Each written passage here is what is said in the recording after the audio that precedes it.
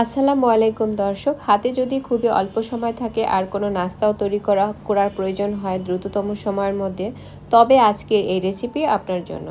আজকে আমি একটা চপের রেসিপি শেয়ার করব, যেটি আমি মাত্র 10 মিনিট সময় তৈরি করেছি। আর এটি তৈরি করেছি আমি পাউরুটি দিয়ে। কিভাবে তৈরি করেছি জানার জন্য পুরো ভিডিওটি প্রথম থেকে শেষ পর্যন্ত দেখার অনুরোধ থাকলো। প্রথমেই আমি একটা মিক্সিং বলে 3 স্লাইস পাউরুটি এভাবে ছোট ছোট করে ছিঁড়ে দিয়ে দিব।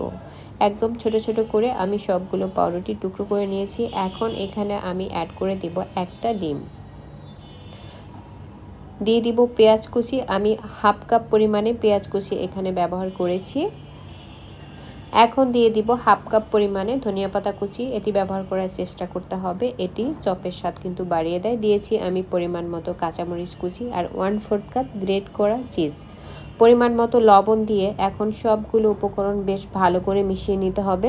আর এই মেশানোর জন্য এক্সট্রা কোনো পানি বা কিছুই কিন্তু ব্যবহার করার কোনো প্রয়োজন নেই। যে একটি ডিম ব্যবহার করেছি ওইটা দিয়েই মোটামুটি চপের ডোটা তৈরি করা যাবে। আমি বেশ ভালো করে ম্যাশ করে নিয়ে তারপরে চপের শেপ দিয়ে নিয়েছি।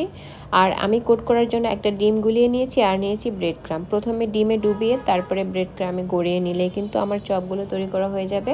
আমি একটা চপ কিন্তু ইতিমধ্যে তৈরি করে ফেলেছি, আর এইভাবেই আমি বাকি সবগুলো চপ তৈরি করে ফেলবো। আমার সবগুলো চপ কিন্তু তৈরি করা হয়ে গিয়েছে।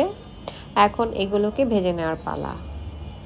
আর আজকের চপগুলো কিন্তু ডুবো তেলে ভাজার কোনো প্রয়োজন নেই। এটা মোটামুটি তেল ব্যবহার করে তারপরে চপগুলোকে ভাজতে হবে। ডুবো তেলে ভাজতে গেলে ভেঙে যেতে পারে। যখন তেলটা মোটামুটি গরম হয়ে যাবে ওই পর্যায়ে চপগুলো তেলের মধ্যে দিতে হবে। খুব বেশি গরম করে যদি চপগুলো দেয়া হয় তাহলে কিন্তু চপের নিচটা কালো হয়ে যাবে এবং ভেতর থেকে কিন্তু কাঁচা থাকবে। লো আঁচের থেকে একটু বেশি আছে ধৈর্য ধরে চপগুলোকে ভেজে নিতে হবে। যখন একটা পাশ হয়ে যাবে ওই পর্যায়ে আমি এগুলোকে উল্টে দিব। এভাবে উল্টে পাল্টে তারপরে গোল্ডেন কালার করে এই চপগুলোকে আমি ভেজে নিব।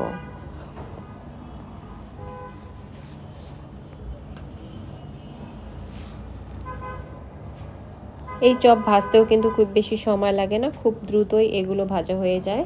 আমার অলরেডি কিছু চপ হয়ে গিয়েছে, আমি এগুলোকে তেল ঝরিয়ে তুলে নিব এবং বাকি সবগুলোই এভাবে আমি তেলে ভেজে নেব।